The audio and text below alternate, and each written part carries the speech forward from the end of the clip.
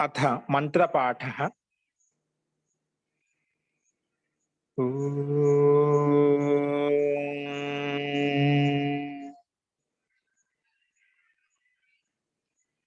सहनाववतु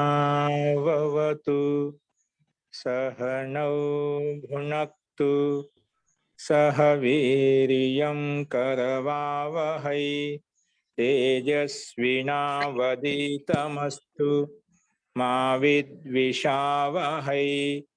ओम शांति शांति शांति।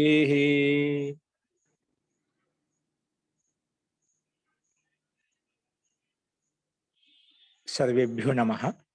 अंदरिकी नमस्कारम अंडी।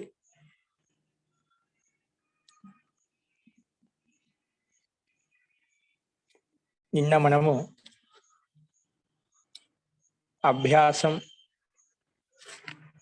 20లో ఉన్నటువంటి నియమాలు చరత్వ సంధి అంటే చెప్పుకున్నాము. అదే విధంగా అభ్యాసం 19లో ఉన్నటువంటి సంస్కృత వాక్యాలకు తెలుగులో ఆన్సర్స్ కూడా చూసాము. ఇంకా అభ్యాసం 19లో మనకు తెలుగు వాక్యాలు ఉన్నాయి. తెలుగు వాక్యాల యొక్క ఆన్సర్స్ ఏంటి అనేది ఇప్పుడు చూద్దాము. అందరూ రాసే ఉంటారు, వాటిని సరి చేసుకోండి. తప్పులున్న చోట అండర్లైన్ చేసుకోండి. అడగమని చెప్పినప్పుడు అడగండి, హ్యాండ్ సింబల్ ప్రెస్ చేసి. ఇంకా కరెక్ట్ ఉంటే అవసరం లేదు. ఓకే.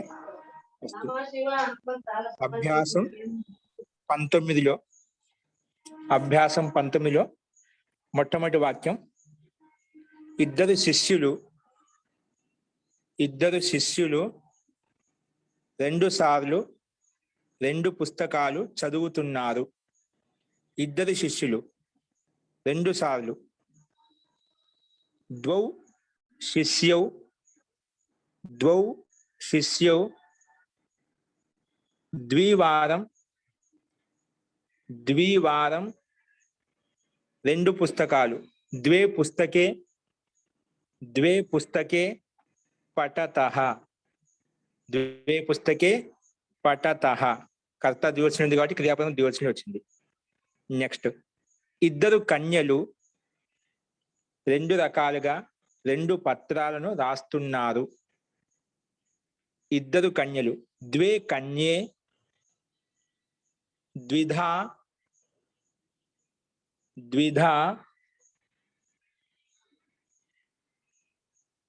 ద్వే పత్రే లిఖతః. ఇద్దరు కన్యలు అంటే ద్వే కన్యే 2 రకాలుగా అంటే ద్విధా అంటే 2 రకాలుగా. 2 పత్రాలను ద్వే పత్రే లిఖతః సామాన్యతకారం లిఖతః. అస్తు. మూడో వాక్యం, ఇద్దరు బాలకులు 2 భోజనం తింటున్నారు. ఇద్దరు బాలకులు 2 భోజనం తింటున్నారంట. 2 భోజనం తింటున్నారు. ఉభౌ బాలకౌ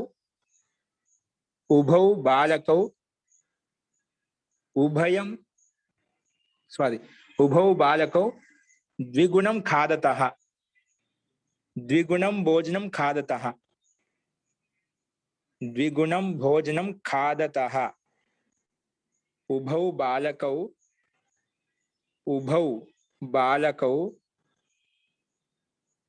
ద్విగుణం భోజనం ఖాదతః. ఖాదతి, ఖాదతః, ఖాదంతి, అలాగా ఖాదతః ద్వివచనంలో. ఉభౌ బాలకౌ ద్విగుణం భోజనం ఖాదతః. అస్తు. ఇద్దరు ఛాత్రులు అక్కడ ఆడుకుంటున్నారు. ఇద్దరు ఛాత్రులు అక్కడ ఆడుకుంటున్నారు అంటే యుగ ద్వయి ఈ శబ్దాలను ఉపయోగించి రాయమని చెప్పాను. సో ఈ శబ్దాలు ఎప్పుడు వచ్చినా ఇవి ఏదైనా ఒక శబ్దానికి అంతిమంలో వస్తాయి అని కూడా చెప్పాను. కాబట్టి ఇక్కడ ఏముంది, మనకు ఇద్దరు ఛాత్రులు అంటున్నాం కాబట్టి ఛాత్ర యుగలం తత్ర పఠతి, ఛాత్రయుగలం తత్ర పఠతి, తత్ర పఠతి. ఇక్కడ చూడండి, యుగల యుగ ద్వంద్వ ఈ శబ్దాలు ఏ శబ్దాలకైతే అంతిమంలో వస్తాయో అవి నపుంసకలింగం ఏకవచనంలో ఉంటాయి. వీటితో పాటు క్రియాపదం కూడా ఏకవచనంలోనే ఉంటుంది. అందుకే ఏకవచనంలో పెట్టాను. ఇక్కడ ఏం పెట్టాను? ఛాత్రయుగం లేదా ఛాత్రయుగలం, ఛాత్రద్వయం లేదా ఛాత్రద్వయి ఏదైనా రాసుకోవచ్చు. అందుకే అన్ని రాసుకొని పక్కన వా పెట్టుకోండి. ఛాత్రయుగలం, ఛాత్రయుగం, ఛాత్రద్వయం, ఛాత్రద్వయీ దీర్ఘకారం, ఛాత్రద్వయీ, తత్ర పఠత్, తత్ర పఠతి, తత్ర పఠతి. అక్కడ ఆడుకుంటున్నారు అక్కడ. తత్ర క్రీడంతి, సారీ తత్ర క్రీడతి, తత్ర క్రీడతి ఏకవచనంలో ఉండే క్రియాపదం. తత్ర క్రీడతి, తత్ర క్రీడతి. అస్తు. రెండు తుమ్మెదలు రెండు రకాలుగా తిరుగుతున్నాయి. రెండు తుమ్మెదలు. ద్విరేపౌ, ద్విరేపౌ, ద్విరేపౌ ద్విధా భ్రమతః, ద్విరేపౌ ద్విధా భ్రమతః, ద్విరేపౌ ద్విధా భ్రమతః. వాక్యం ఛాత్ర యుగ తత్ర క్రీడతి లేదా ఛాత్రయుగం తత్ర క్రీడతి, ఛాత్రద్వయం తత్ర క్రీడతి.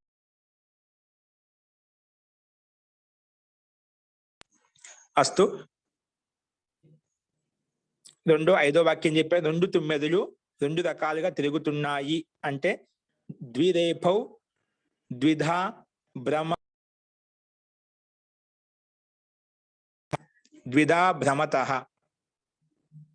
అస్తు. నెక్స్ట్, తల్లిదండ్రులు పుత్రునికి ఆశ్రయం ఇచ్చారు. ఆచార్య ఇది పుంలింగమా స్త్రీలింగమా ఆచార్య? ఏదండి? అదే తుమ్మెదలు పుల్లింగ శబ్దం అండి. అప్పుడు ద్విధా వస్తుందా ఆచార్య? ఏంటండి? ద్విధా వస్తుందా ఆచార్య? ద్విధ అంటే రెండు రకాలుగా. తల్లిదండ్రులు పుత్రునికి ఆశ్రయం ఇచ్చారు. తల్లిదండ్రులు పుత్రునికి ఆశ్రయం ఇచ్చారు.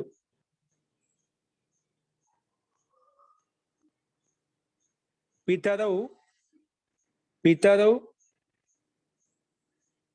పితరౌ పుత్రం, పితరౌ పుత్రం ఆలంబతః, ఆలంబత్, ఆలంబతాం, ఆలంబతాం రండి. పితరౌ పుత్రం ఆలంబతాం, ఆలంబతాం అంటే రెండు అర్థాలు తీసుకోవచ్చు. ఆశ్రయం ఇచ్చారు, ఆశ్రయం తీసుకున్నారు, ఏం తీసుకోవచ్చు. రెండు అర్థాలు ఉన్నాయి. ఇక్కడ ఆశ్రయం ఇచ్చారని చెప్పాను కాబట్టి ఆశ్రయం ఇచ్చారు. ఎవరు? పితరౌ పుత్రం ఆలంబతాం, ఆలంబతాం లంగ్ లకారం నుండి ఇచ్చారు, అయిపోయింది భూతకాలంలో. ఆలంబతాం, పితరౌ పుత్రం ఆలంబతాం. నెక్స్ట్, అశ్విని కుమారులు జ్ఞానం ఇవ్వాలి. అశ్విని, అశ్విని, అశ్వినౌ, అశ్విని కదా, అశ్వినౌ, అశ్వినౌ జ్ఞానం వితరతాం, అశ్వినౌ జ్ఞానం వితరతాం. ఈ పితరౌ శబ్దం కానీ అశ్వినౌ శబ్దం కానీ దంపతి శబ్దం కానీ వచ్చినప్పుడు క్రియాపదము ద్వివచనంలో ఉంటుందని చెప్పాం. అందుకే ద్వివచనం చెప్తున్నాను. ఏ నియమం ప్రకారంగా? 85వ నియమం ప్రకారంగా. కాబట్టి గమనిస్తూ ఉండండి. అశ్విని, అశ్వినౌ, అశ్వినౌ జ్ఞానం వితరతాం, జ్ఞానం వితరతాం, వితరతు వితరతాం లోట్లకార్ ప్రథమ పురుష ద్వివచనం. అశ్విని, అశ్వినౌ జ్ఞానం వితరతాం, అశ్వినౌ జ్ఞానం వితరతాం. నెక్స్ట్, ఏ బాలిక ఇక్కడకు వచ్చిందో ఆ బాలిక వెళ్ళిపోయింది. ఏ బాలిక ఇక్కడికి వచ్చిందో ఆ బాలిక వెళ్ళిపోయింది. యా బాలిక యా బాలిక అత్ర ఆగచ్చత్ ఆగచ్చత్ యా బాలిక అత్ర ఆగచ్చత్ సా బాలిక అగచ్చత్ వెళ్ళిపోయింది. ఇక్కడ అగచ్చత్ అంటే వెళ్ళిపోయిందంటే అగచ్చత్, వచ్చిందంటే ఆ దీర్ఘం తీసుకున్నాం, వెళ్ళిపోయిందంటే అగచ్చత్ కేవలం హ్రస్వం ఉంటుంది. సా బాలిక, సా దీర్ఘం అండి, సా బాలిక, బాలికాకి విశేషణం సా శబ్దం. సా బాలిక అగచ్చత్ వెళ్ళిపోయింది. నెక్స్ట్, ఏ మనిషిలో అయితే విద్య ఉంటుందో అతనిలో బలం కూడా ఉంటుంది. యస్మిన్ మనుష్యే విద్యా అస్తి తస్మిన్ బలమపి అస్తి. యస్మిన్ మనుష్యే విద్యా అస్తి తస్మిన్ బలం అస్తి. తస్మిన్ అందులో బలం కూడా ఉంటుంది. తస్మిన్ బలం అస్తి బలం ఉంటుంది. తస్మిన్ బలం అస్తి అతనిలో బలం కూడా ఉంది. ఏ మనిషిలో విద్య ఉందో అతనిలో బలం ఉంది, బలం ఉంటుంది. అస్తు. ఎవరితో అయితే, దీన్ని ఇంకో రకం చెప్పాను, ఎవరిలో అయితే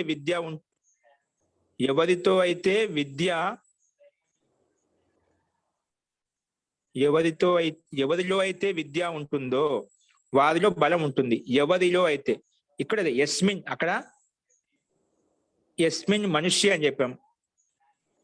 ఇక్కడ ఎవరిలో అయితే యస్మిన్ విద్య అస్తి, ఇక్కడ మనిషి అనే శబ్దం తీసుకోలేదు. యస్మిన్ విద్య అస్తి తస్మిన్ బలం అస్తి. యస్మిన్ తస్మిన్ పెట్టారు. యస్మిన్ విద్య తస్మిన్ బలం. యస్మిన్ విద్య అస్తి తస్మిన్ బలం అస్తి. యస్మిన్ విద్య అస్తి తస్మిన్ బలం అస్తి. నెక్స్ట్ వాక్యం, తల్లిదండ్రులు పుత్రునితో చెప్పారు. ఏం చెప్పారంటే నీళ్లు తీసుకొనిరా. ప్రశ్నవాచకం. పితరౌ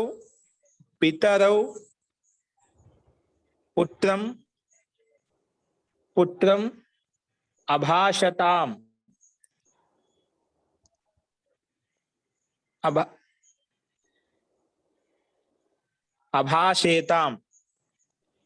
అభాషేతాం. పితరౌ పుత్రం అభాషేతాం. అభాషత చెప్పారు. ఏం చెప్పాడు? అభాషత్, అభాషత, అభాషేతాం, అభాషంత లంగ్ లకారంలో చెప్పారు. అయిపోయిందన్నమాట. పితరౌ పుత్రం అభాషేతాం, ద్వివచనం వచ్చింది క్రియాపదం. పితరౌ పుత్రం అభాషేతాం యత్. ఏం చెప్పారంటే అనే పదానికి యత్ శబ్దాన్ని ఉపయోగించాం. ఏం చెప్పారంటే జలం ఆనయ నీళ్లు తీసుకొనిరా. జలం ఆనయ నీళ్లు తీసుకొనిరా. పితరౌ పుత్రం అభాషేతాం సామాన్యతకారం. అభాషేతాం యత్ జలం ఆనయ నీళ్లు తీసుకొనిరా. అస్తు. గురువు దీక్ష ఇచ్చాడు.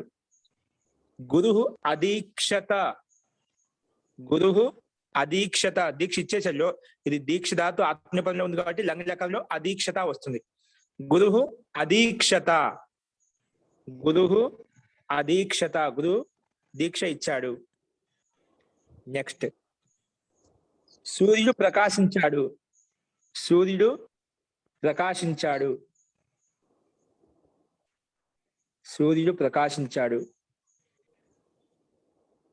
సూర్యః అభాషత. సూర్యః అభాషత.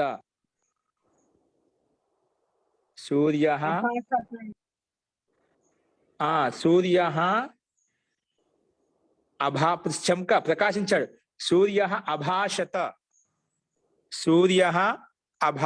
ప్రకాశించాడు. అయిపోయింది. ప్రకాశించాడు భూతకాలంలో. సూర్యః అభాషత అభాసత. సూర్యః అభాసత ప్రకాశించాడు. ఇక్కడ మనము అంతకన్నా ముందు బాస్దాత్ చెప్పి ఈ ముందు చెప్పిన అభాషతాం అండి, అభాషేతాం, అక్కడ భాష ధాతు, ఇక్కడ భాష ధాతు అండి. ముందు చెప్పాడని చెప్పాం కదా, అక్కడ మూర్ధన్య శకారం తీసుకోవాలి చెప్పే అర్థంలో, ఇక్కడ ప్రకాశించే అర్థంలో దంత సకారం తీసుకోవాలి, అంటే సరస్వతి యొక్క సకారం తీసుకోవాలి. ఆ పై దానికి కిందానికి తేడా గుర్తు పెట్టుకోండి. అక్కడ అభాషేతాం అన్నాం, ఇక్కడ అభాసేతాం అంటున్నాం. ఓకేనా? తో ప్రకాశించే అర్థంలో దంత సకారం తీసుకోవాలి, మాట్లాడే అర్థంలో మూర్ధన్య సకారం తీసుకోవాలి. అది గుర్తు పెట్టుకోండి, తప్పులు లేకుండా రాసుకోండి. తో సూర్య అభాసత, అభాసత ప్రకాశించాడు. నెక్స్ట్ తుమ్మెదులు వృక్షాన్ని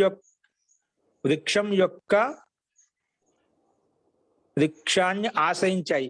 తుమ్మెదులు వృక్షాన్ని ఆశ్రయించాయి. ద్విరేపః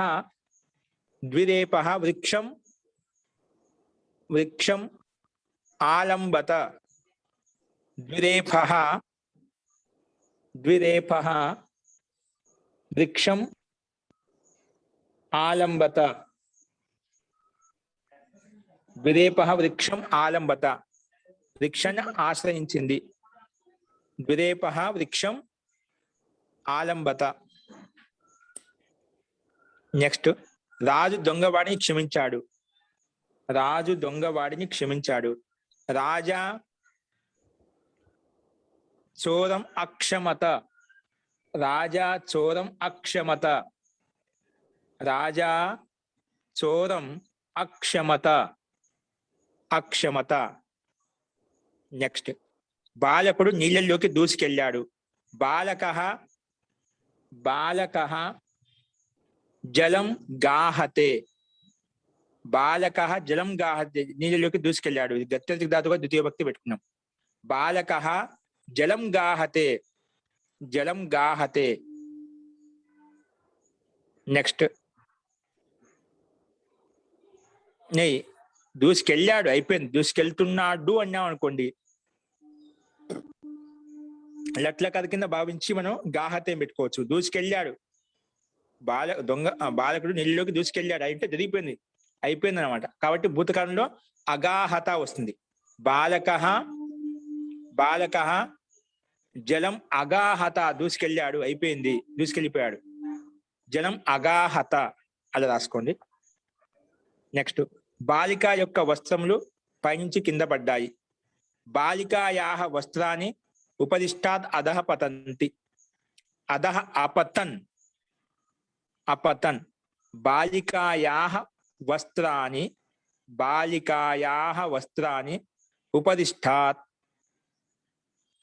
ఉపదిష్టాత్ అధః అపతన్, అపతన్ కింద పడ్డాయి. అపతన్ కింద పడ్డాయి.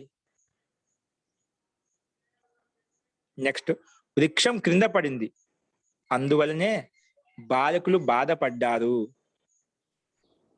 వృక్షః అతపత్, ఆతపత్. వృక్షః అపతత్, తపధాతు పత్ ధాతు. వృక్షః అపతత్, అపతత్ కింద పడింది. పతతి అని కింద పడటం. దానికి లంఘల కాలంలో భూతకాలంలో అపతత్ వస్తుందట. వృక్షః అపతత్, వృక్షః అపతత్ అంటే వృక్షం కింద పడింది. అతః, అతః అంటే ఏమిటి? అందువలనే. అందువలనే దాన్ని సంస్కృతం రాస్తాము అతః, అందువలనే. బాలకులు బాలకాః అవ్యథంత, అవ్యథంత బాధపడ్డారు. అందువల్లనే బాలకులు బాధపడ్డారు. అవ్యథంత వ్యథించారు, చింతించారు, బాధపడ్డారు, దుఃఖపడ్డారు. ఇవన్నీ పర్యాయవాచి శబ్దాలు ఏవని చెప్పుకోవచ్చు. వృక్షం అపతత్ అతః బాలకాః అవ్యథంత, అవ్యథంత. అవ్యథంత కాదు, అవ్యథంత, అవ్యథన్. అక్షమత, అక్షమేతాం, అక్షమంత, అవ్యథంత. అవ్యథత కాదు, అవ్యథంత బహువచనంలో. బాలకాః అవ్యథంత బాధపడ్డారు. బాలకాః అవ్యథంత. నెక్స్ట్ దొంగవాడికి సందేహం వచ్చింది. మహోదయ జీ ఇక్కడ స్రమ్స్ అనే ధాతువు చెప్పారు మహోదయ, కింద పడటం. అదుగు రాసుకోవచ్చు. శ్రంస ధాతు కింద పడి అశ్రంసంత అశ్రంసంత అశ్రంసంత అదుగు రాసుకోవచ్చు. అశ్రంసత అశ్రంసేతాం అశ్రంసంత అలా రాసుకోండి. అస్తు. దొంగవాడికి సందేహం వచ్చింది. అవ్యథంత అవ్యథంత బాధపడ్డారు. అవ్యథంత జీ అవ్యథంత థా మహాప్రాణం. అవ్యథంత అంతిమంలో తకారం సామాన్యమే. అంతిమంలో సామాన్యం, ముందున్నది మహాప్రాణం. అస్తు. దొంగవాడికి సందేహం వచ్చింది. అతడు భయపడ్డాడు, వణికాడు. భయపడ్డాడు, వణికాడు, ఇంకా పారిపోయాడు.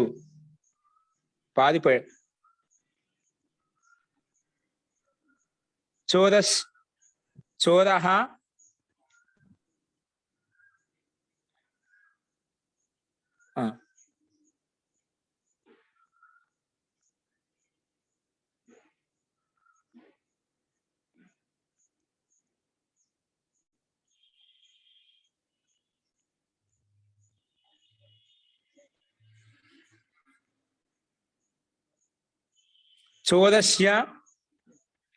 చోరస్య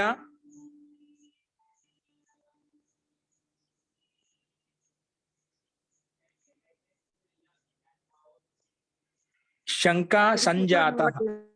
దీని డైరెక్ట్ రాసిద్దాం. చోరః అశంకత. చూడు, శంకించాడు.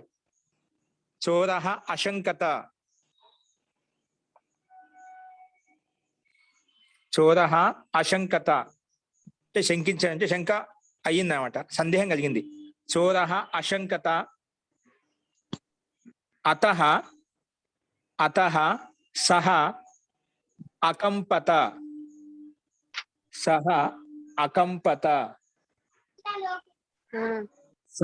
అకంపత. నెక్స్ట్ భయపడ్డాడు. ఇంకేంటి? భయపడ్డాడు.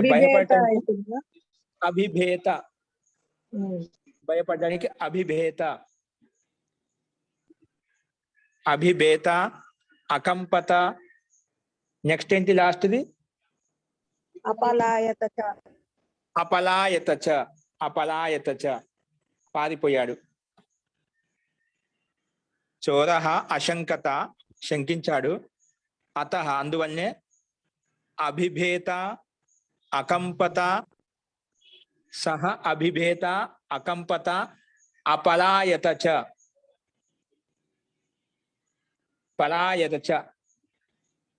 అపలాయత, పారిపోయాడు. అందుకే పారిపోయాడు. అపలాయత చ. అస్తు. నెక్స్ట్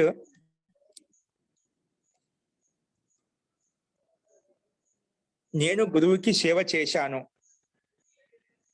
సేవ చేశాను, సుఖాన్ని పొందాను, ఇంకా వృద్ధి చెందాను, ప్రసన్నంగా ఉన్నాను. అహం గురుం అసేవత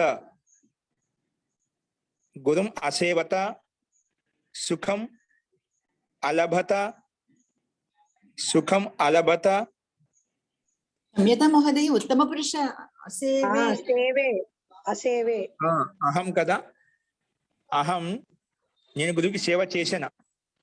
అహం గురుం అసేవే సుఖం అలభే,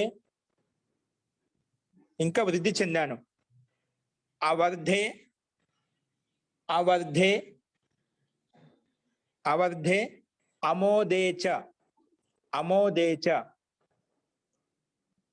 అమోదేచ. అహం గురుం అసేవే సుఖం అలభే అవర్ధే, వృద్ధి చెందాను. అవర్ధే అమోదేచ, ఇంకా ప్రసన్నంగా ఉన్నాను. అమోదేచ, ప్రసన్నంగా ఉన్నాను. నెక్స్ట్ 20వ వాక్యం. బాలకుడు నేర్చుకున్నాడు. ప్రయత్నం చేశాడు, భిక్షను అడిగాడు, ఆడుకున్నాడు, ఎగిరాడు, ఇంకా సుఖపూర్వకంగా రమించాడు. ఇవన్నీ కూడా లంఘ్యకరణలో ఉన్నాయి. బాలక అశిక్షత, నేర్చుకున్నాడు. అశిక్షత, ఆయతత,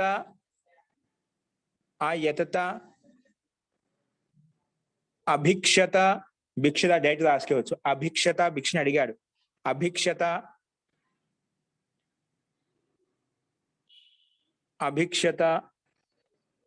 భిక్షను అడిగాడు, ఇంకా ఆడుకున్నాడా. అభిక్షత, కేల, అక్రీడత,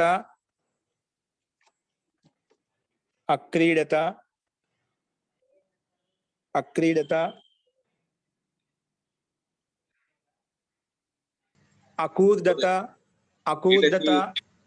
ఈ క్రీడతి పరస్మే పది కదా, ఉభయపది కూడా ఉందండి. ఉభయపది కూడా ఉంది అది. అకూర్దత,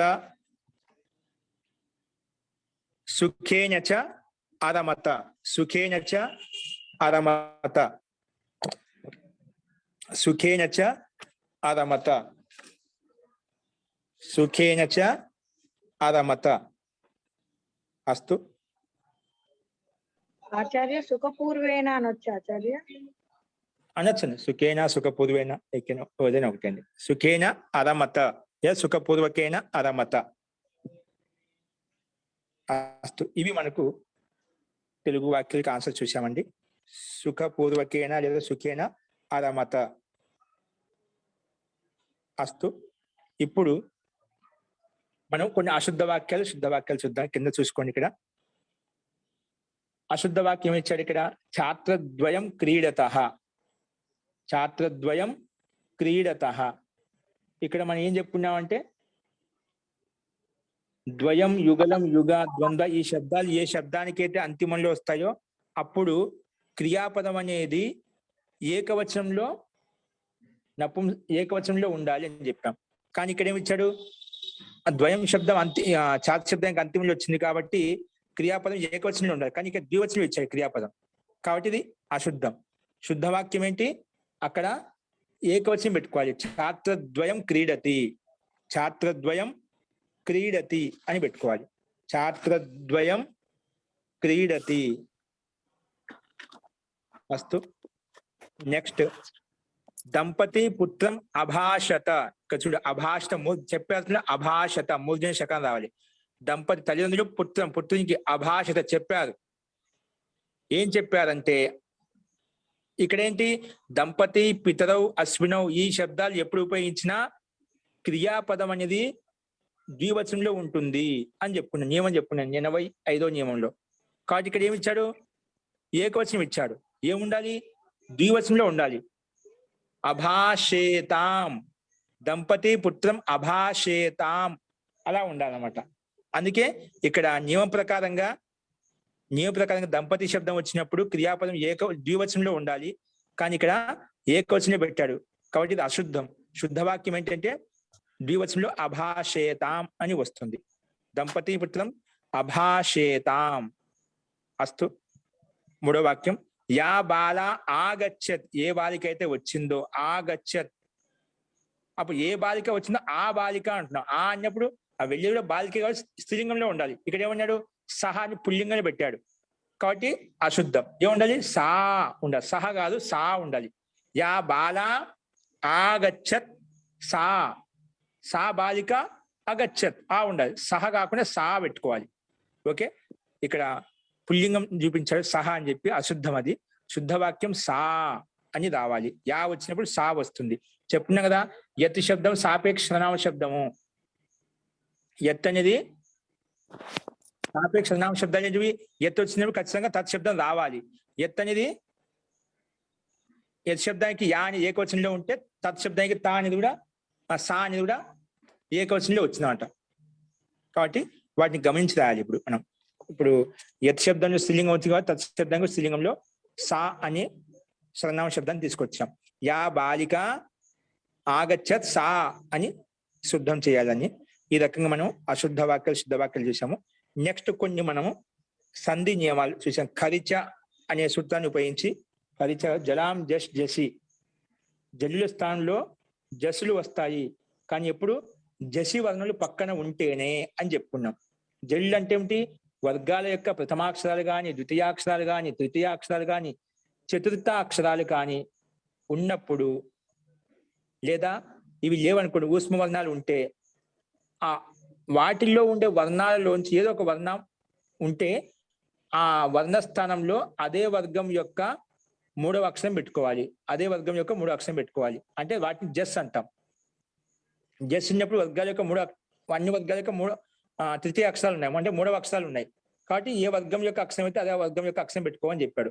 కానీ ఇంకే కండిషన్ చెప్పాడు, మూడవ అక్షరం అదే వర్గం యొక్క మూడవ అక్షరం రావాలి అంటే పక్కన జలి వర్ణం, జస్ వర్ణం పక్కన ఉంటేనే, జస్ వర్ణంలో పక్కనే ఉండాలి. అంటే వర్గాల యొక్క మూడవ అక్షరాలు కానీ నాలుగో అక్షరాలు కానీ పక్కన ఉండాలి అన్నమాట. అంటే ఈ 10 అక్షరాల నుంచి ఏదో ఒక అక్షరము పక్కన ఉంటేనే అప్పుడు ఆ జల్లుల స్థానంలో జస్సులు వస్తాయి అని మనం సంధి చెప్పుకున్నాము. ఇప్పుడు దానికి సంబంధించి ఎగ్జాంపుల్స్ ఉన్నాయి, రాసుకోండి. ఏమి ఇచ్చారంటే ఇక్కడ సిద్ధ్ ప్లస్ దిహి. ఇక్కడ ఏంటి? సిద్ధ్ ప్లస్ దిహి.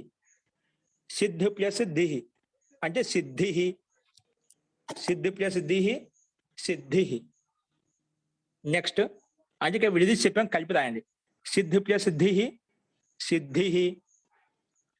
నెక్స్ట్ బుద్ధు ప్లస్ దిహి బుద్ధు ప్లస్ దిహి బుద్ధిహి. బుద్ధు ప్లస్ దిహి బుద్ధిహి. ఇక్కడ చూడండి, మనకు సిద్ధిలో దకారం జల్లు వర్ణం ఉంది. ఆ జల్లు వర్ణ స్థానంలో అదే వర్గం యొక్క మూడో అక్షరం వచ్చింది. అంటే ధా అని తవర్గం యొక్క అక్షరం, కాబట్టి అదే తవర్గం యొక్క అక్షరానికి మూడో అక్షరం దా సామాన్య దకారం అయిపోయింది. పక్కన ధి అనేది వర్గాల యొక్క మూడో అక్షరం కానీ నాలుగో అక్షరం కానీ మూడవ అక్షరం కానీ నాలుగో అక్షరం కానీ పక్కన ఉండాలి అని చెప్పాం. మనకి ఇక్కడ ధా అనేది నాలుగో అక్షరం పక్కన ఉంది. కాబట్టి అప్పుడు ఆ ముందున్నటువంటి మహాప్రాణానికి అల్పప్రాణం దకారం వచ్చింది, అంటే వర్గం యొక్క మూడో అక్షరం వచ్చింది. అప్పుడు కలిపితే సిద్ధి ప్లస్ దిహి సిద్ధిహి. అదేవిధంగా బుద్ధు ప్లస్ దిహి బుద్ధిహి. ఇక్కడ ధా, బుద్ధిలో ఉన్న ధాకి అల్పప్రాణం దా సామాన్య దకారం వస్తుంది, పక్కన కలిపి రాస్తే బుద్ధిహి. అదేవిధంగా శుద్ధు ప్లస్ దిహి శుద్ధిహి. మొత్తం అదే విధంగా ఉంది ఇక్కడ. రుద్ధు ప్లస్ దహ రుద్ధః. రుద్ధు ప్లస్ దహ రుద్ధః. అలాగే లుబ్బు ప్లస్ దహ. ఇక్కడ లుబ్బులో బకారం ఉంది, కాబట్టి దానికి అదే వర్గం యొక్క పవర్గం యొక్క అక్షరం, కాబట్టి అదే వర్గం యొక్క మూడో అక్షరం వస్తుంది, సామాన్య బకారం వస్తుంది. లుబ్బు ప్లస్ దహ లుబ్ధః లుబ్ధః. ఓకే, లుబ్బు ప్లస్ దహ లుబ్ధః. అలాగే ఎప్పుడు పడుతున్నారు అలాంటి వారు. అలాగే ఆరభ ప్లస్ దహ ఆరభ ప్లస్ దహ ఆరబ్ధః. ఆరభ ప్లస్ దహ ఆరబ్ధః. నెక్స్ట్ బుద్ధు ప్లస్ దహ బుద్ధః. అక్కడ అన్నిటికీ ధా స్థానంలో సామాన్య దకారం వచ్చింది, అంటే అదే వర్గం యొక్క మూడో అక్షరం పెట్టుకుంటున్నాం. బుద్ధు ప్లస్ దహ బుద్ధః.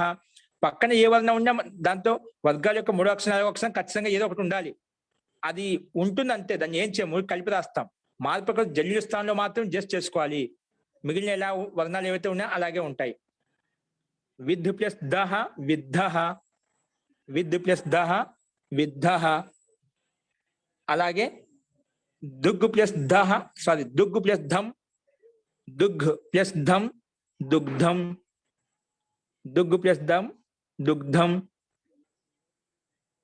ఒక ఘా, ఇక్కడ కవర్గం యొక్క నాలుగో అక్షరం ఉంది, కాబట్టి అది జల్లు వర్ణంలో వస్తుంది, కాబట్టి ఆ జల్లు వర్ణ స్థానంలో అదే వర్గం యొక్క మూడో అక్షరం సామాన్య గకారం వస్తుంది, సామాన్య గకారం వస్తుంది.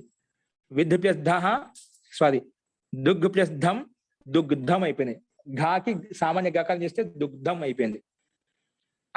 అదే విధంగా యుద్ధు ప్లస్ దహ యుద్ధు ప్లస్ దహ యుద్ధః. యుద్ధు ప్లస్ దహ యుద్ధః. ఈ రకంగా మనము సంధి విచ్ఛేదం అంటే విడదీసినని కలిపి రాశాము. ఇప్పుడు కలిపి చెప్పిన వాటిని విడదీయాలి. చూసుకోండి, శుద్ధః చెప్పాను.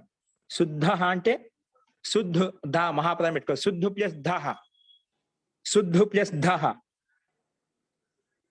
అదేవిధంగా సమృద్ధ అంటే समृद्ध प्लस धः, समृद्ध प्लस धः, सम प्लस रुद्ध प्लस ध, समृद्ध, समृद्ध प्लस धः, समृద్ధ అలా అవుతుంది.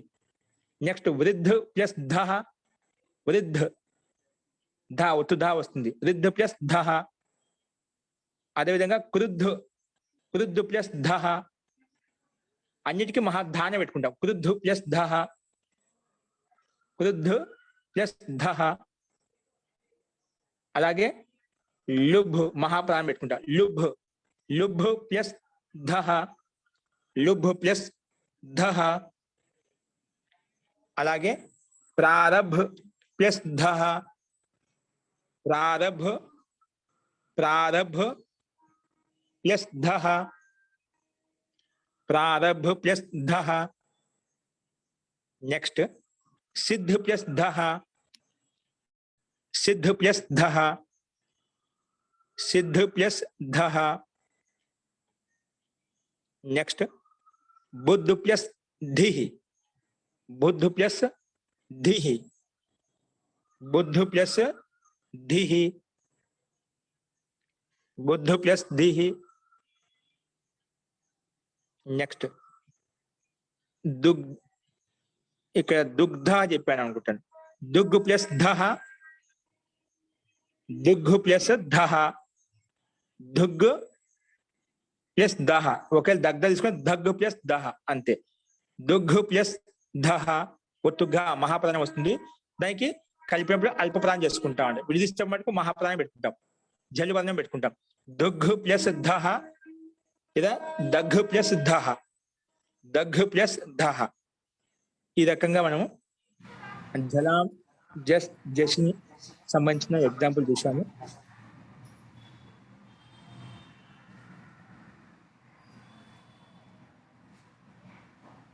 ఈ రకంగా మనకు అభ్యాసం 19లో ఉన్నటువంటి తెలుగు వాక్యాలు, సంస్కృత వాక్యాలకు ఇంకా సంధి నియమాలు ఉపయోగించి వీటి యొక్క ఆన్సర్ చూసామండి. ఇందులో ఎవరికన్నా ఇప్పుడు చెప్పిన వాటిలో సందేహం ఉంటే అడగండి. ఇప్పుడు చెప్పిన వాటిల్లో కృష్ణ కుమార్ గారు. నమస్కారం మహోదయ. జీ ప్రారబ్ధ ఉంది కదా, అది జీ ప్రా ప్లస్ ఆరబ్ ప్లస్ దహ రాసుకోవచ్చు అండి. అది దాని డైరెక్ట్ ఇంకా విడగొట్టాల్సిన అవసరం లేదు. అక్కడ సంధి ప్రారబ్, ప్రా ప్లస్ ఆరబ్, ఆకాశం అంతరిక సంధి అవుతుంది మళ్ళా. కాబట్టి మనం దాన్ని కలిపి రాసుకుంటాం. మనకి కేవలం ఇక్కడ జలాం జస్ట్ సంధి చూపించాలి కాబట్టి అది రాసుకుంటాం. ప్రారబ్, ప్రారబ్ ప్లస్ దహ, అదొక సంధి చూపిస్తాం అన్నమాట. ఓకేనా? నమస్కారం మహోదయ. మహాశయ, జీ జలము ప్రత్యాహారంలోని ఊష్మ వర్ణాల స్థానంలో అటు జస్ట్ ఉన్నప్పుడు ఏమొస్తాయి అంటారు? ఊష్మ వర్ణాల స్థానం జస్ట్ వచ్చినప్పుడు మామూలు జలంలో మనకి వర్గీయ వ్యంజనాలకి తృతీయ వర్గస్య తృతీయ వర్ణం వస్తుంది. అప్పుడు అదే ఊష్మవర్ణాలు వచ్చినప్పుడు ఊష్మవర్ణాలు ఏ స్థానంతో ఉచ్చరించబడతాయి? ఇప్పుడు మాన్లో కవర్గం వచ్చింది, కవర్గం ఉచ్చరించాలి, కంఠస్థానం కావాలి. ఏం కావాలి? కంఠస్థానం కావాలి. అలాగా ఊష్మవర్ణ కంఠస్థానంతో పలికే వర్ణం ఉందా? ఉంటే పెట్టుకోవాలి, ఉంటే పెట్టుకోము. ఒకవేళ కవర్గం వచ్చినప్పుడు కవర్గం మూర్ధ స్థానంతో పలుకుతాం. మూర్ధ స్థానం ఉందా? మూర్ధ స్థానం వల్ల మూర్ధన్య శకారం ఉంది. కవర్గాన్ని మూర్ధ పలుకుతామట. ఋతురస మూర్ధన్య. కాబట్టి అక్కడ కవర్గం వచ్చినప్పుడు మూర్ధన్య శకారం పెట్టుకుంటాం అన్నమాట. శకారం వచ్చినప్పుడు మూర్ధ శకారం మూడో అక్షరం పెట్టుకుంటాం. అంటే ఏంటండి? స్థానాంతరతమ ఫాలో అవ్వాలి. స్థానాంతరతమ ప్రకారంగా స్థానం కలుపుకోవాలి. ఓకేనా? ఫస్ట్ నెక్స్ట్ అభ్యాసం 20లో మనం శబ్దకోశం చెప్పుకున్నాము, నియమాలు కూడా చెప్పుకున్నాము. ఇప్పుడు వీటికి సంబంధించిన వాక్యాలు ఎలా ఉంటాయి అనేది రాసుకోండి. అభ్యాసం 20లో ముందుగా సంస్కృత వాక్యాలు ఎలా ఉన్నాయో చూద్దాం. రాసుకోండి. అభ్యాసం 20లో సంస్కృత వాక్యాలు నీట్ గా రాసుకోండి అందరూ.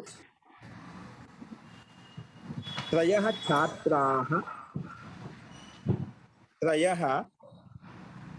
त्रयः छात्राः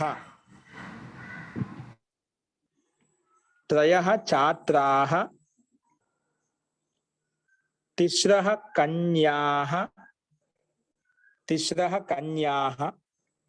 చూసి రాసుకోండి తప్పు లేకుండా. त्रीणि पुस्तकानि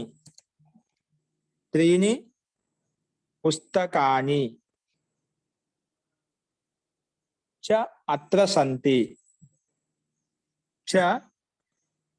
अत्र सन्ति నెక్స్ట్ రెండో వాక్యం.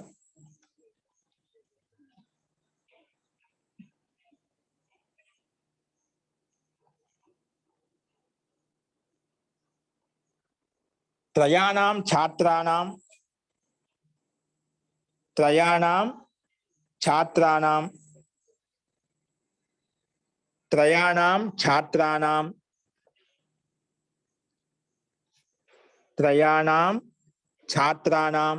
కామా తిస్రూణాం కన్యానాం, స్క్రీన్ మీద తీసుకోండి తప్పు లేకుండా రాసుకోండి. తిస్రూణాం కన్యానాం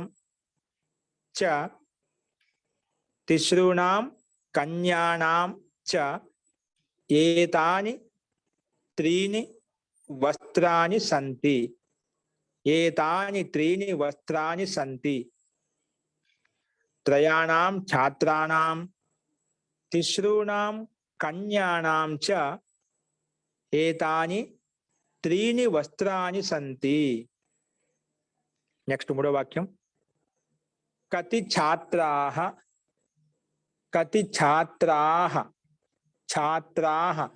అత్ర క్రీడంతి. కతి ఛాత్రాः అత్ర క్రీడంతి. కతి ఛాత్రాः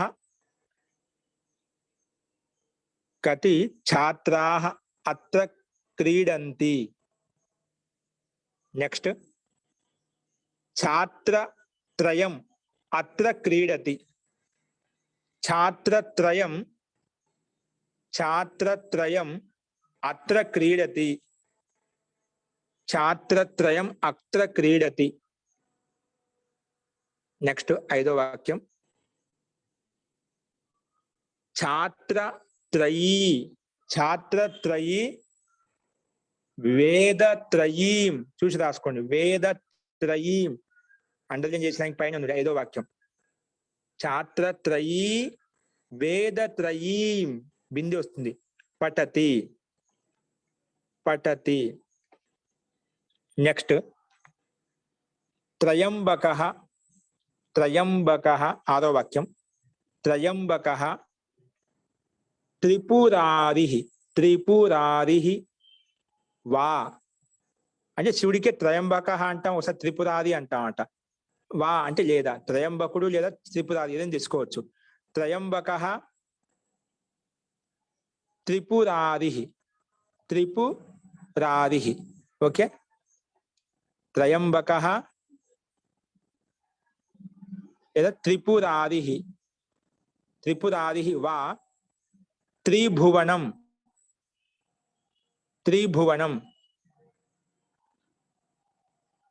త్రయంబకః లేదా త్రిపురారిః బ్రాకెట్ వా పెట్టేసి, అంటే లేదా అని రెండిట్లో ఏదో ఒకటి. త్రిభువనం భయాత్రాయతే. అంటే త్రయంబకః త్రిభువనం భయాత్రాయతే లేదా త్రిపురారిః త్రిభువనం భయాత్రాయతే.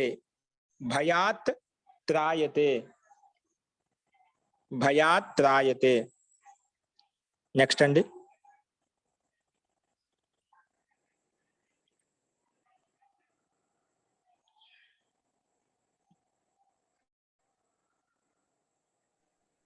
మళ్ళీ చెప్పరండి వాక్యం. త్రయంబకః త్రిపురారిః వా. త్రయంబకః త్రిపురారిః వా త్రిభువనం భయాత్ త్రాయతే. నెక్స్ట్ వాక్యం ఏడో వాక్యం. त्रिवर्गः मनुष्यस्य लक्ष्यम् अस्ति। त्रिवर्गः मनुष्यस्य लक्ष्यम् अस्ति। त्रिवर्गः मनुष्यस्य लक्ष्यम् अस्ति। नेक्स्ट 8వ వాక్యం। 8వ వాక్యం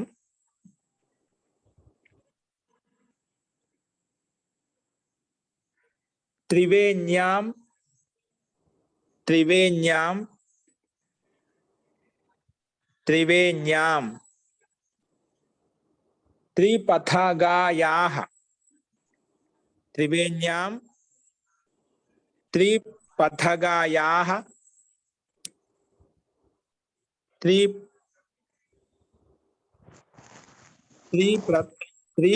त्रिपथगायाः अपः त्रिवेण्यां त्रिपथगायाः अपः शिष्यः पिबति। शिष्यः पिबति। शिष्यः पिबति। మళ్ళీ ఒకసారి తీసుకోండి। त्रिवेण्यां त्रिवेण्यां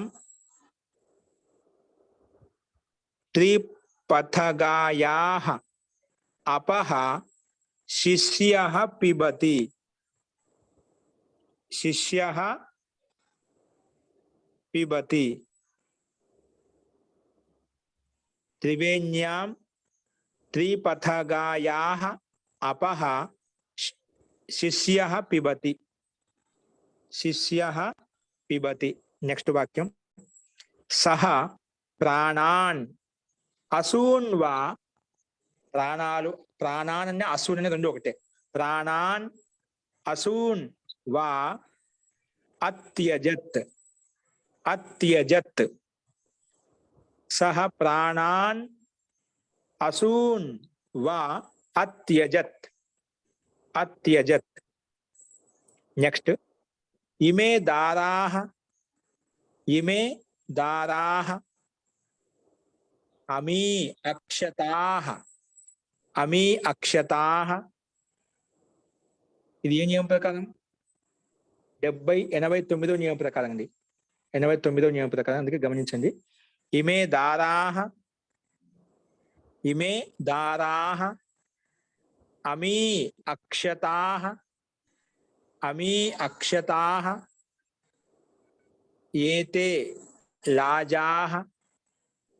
ఏతే లాజాః సుఖాయ భవంతు సుఖాయ భవంతు సుఖం కోసం ఉండాలి సుఖాయ భవంతు ఇమే దారాః అమీ అక్షతాః ఏతే లాజాః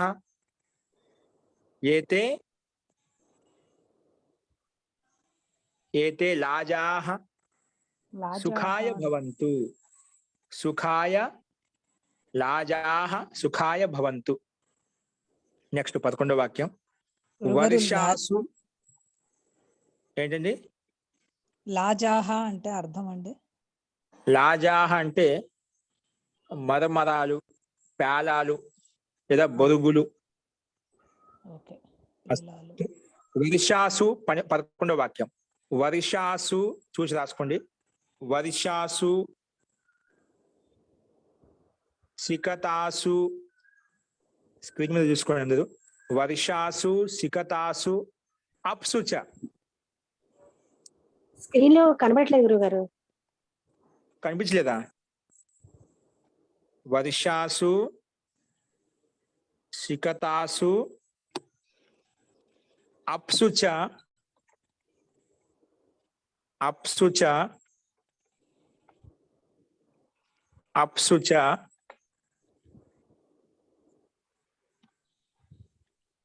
వర్షాసు సికతాసు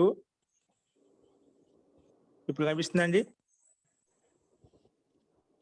వర్షాసు సికతాసు అప్సు చ సుమనసః తరంతి వర్షాసు సికతాసు అప్సు చ సుమనసః తరంతి సుమనసః తరంతి. సుమనసః తరంతి. సుమనసః తరంతి. నెక్స్ట్ సుమనసః తరంతి. నెక్స్ట్ 12వ వాక్యం ఏతాః అప్సరసః త్రిభువనే మోదేరన్. ఏతాః అప్సరసః త్రిభువనే మోదేరన్. త్రిభువనే మోదేరన్. వర్ధేరన్ చ. ఏతాః అప్సరసః త్రిభువనే మోదేరన్. వర్ధేరన్ చ.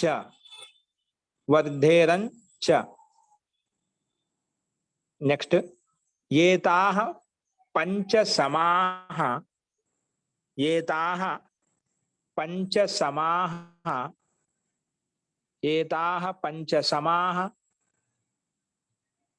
స గురుం సేవేత. ఏతాః పంచసమాః సహ గురుం సేవేత. మోదేత చ. ఏతాః పంచసమాః సహ గురుం సేవేత. మోదేత చ. ఇవి మనకు అభ్యాసం 20లో ఉన్నటువంటి సంస్కృత వాక్యాలు. వీటి యొక్క ఆన్సర్ మీరు రాసుకొని రావాలి. అస్తు. నెక్స్ట్ తెలుగు వాక్యం రాసుకోండి. తెలుగు వాక్యాలు మొట్టమొదటి వాక్యం ముగ్గురు గురువులు. ఇవి తెలుగులోనే రాసుకోండి. ముగ్గురు గురువులు, ముగ్గురు బాలికలు, ఇంకా 3 వస్త్రాలు అక్కడ ఉన్నాయి.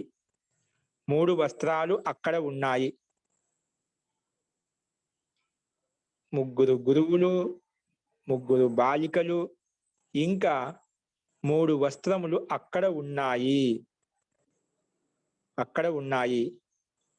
రెండో వాక్యం ముగ్గురు విద్యార్థులకు అంటే ఛాత్రులకు, ముగ్గురు విద్యార్థులకు, ఇంకా ముగ్గురు విద్యార్థినులకు అంటే బాలికలకు, ముగ్గురు విద్యార్థులకు, ముగ్గురు విద్యార్థినీలకు 3 పుస్తకాలు 3 సార్లు ఇవ్వు. 3 పుస్తకాలు 3 సార్లు ఇవ్వు. 3 పుస్తకాలు 3 సార్లు ఇవ్వు. ముగ్గురు ఛాత్రులకు అంటే ముగ్గురు విద్యార్థులకు, ముగ్గురు విద్యార్థినీలకు, ఇంకా ముగ్గురు విద్యార్థినులకు 3 పుస్తకాలు, ఇంకా కాదు 3 పుస్తకాలు 3 సార్లు ఇవ్వు. 3 సార్లు ఇవ్వు. నెక్స్ట్ 3వ వాక్యం ఈ ముగ్గురు ఛాత్రులు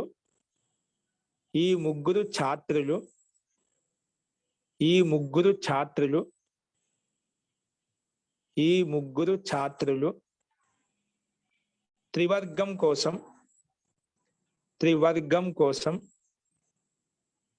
ఈ ముగ్గురు ఛాత్రులు త్రివర్గం కోసం శివుడిని సేవించాలి. ఈ ముగ్గురు ఛాత్రులు త్రివర్గం కోసం అంటే ధర్మార్థ కామాల కోసం, ధర్మము అర్థము కామము అని త్రివర్గం చెప్పాను కదా శబ్దకోశంలో. త్రివర్గం కోసం అంటే ధర్మార్థ కామాల కోసం శివుడిని సేవించాలి.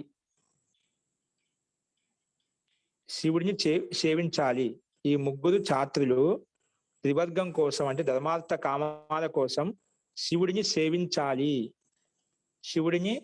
సేవించాలి. నెక్స్ట్ 4వ వాక్యం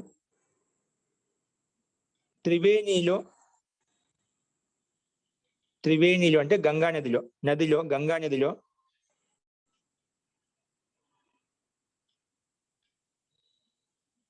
త్రివేణిలో అంటే గంగాలో 3 నదుల యొక్క జలము శోభాయమానం అవుతున్నది, శోభిస్తున్నది. దాన్ని గంగాలో 3 నదుల యొక్క నీరు శోభిస్తున్నది. గంగా నదిలో 3 నదుల యొక్క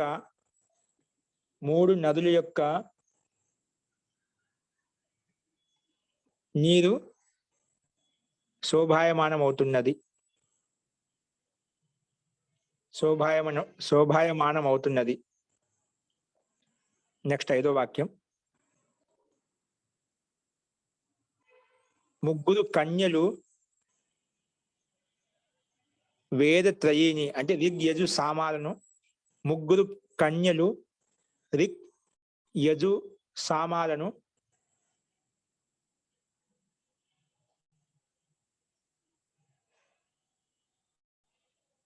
ముగ్గురు కన్యలు రిగ్ యజు సామాలను, రిగ్ యజు సామాలని ఋగ్వేదము యజుర్వేద సామవేదం. రిగ్ యజు సామాలను 3 సార్లు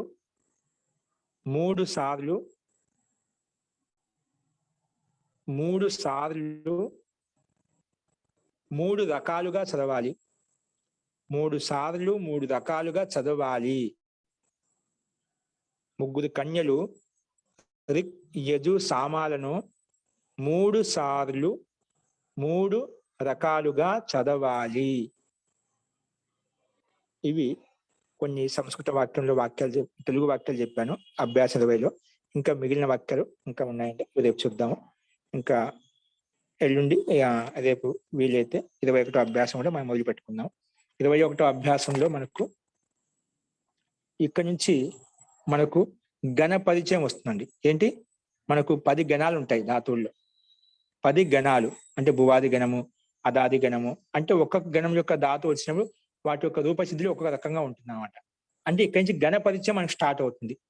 10 గణాలు ఒక్కొక్క గణం, ఏ గణం యొక్క ధాతువు, ఈ గణం యొక్క ధాతు వచ్చినప్పుడు వాటి యొక్క రూపం ఎలా ఉంటుంది, ఎలా మారుతుంది, ఇంకా ఉపసర్గాలు అంటే ఏమిటి, ముఖ్యంగా ఉపసర్గాలు అంటే ఏమిటి అనేది కూడా మనకు ఈ అభ్యాస 20లో మనం చెప్పుకోబోతున్నాం. ఇక్కడ నుంచి మనం ఇంతవరకు 5 రకాలు చూసాం.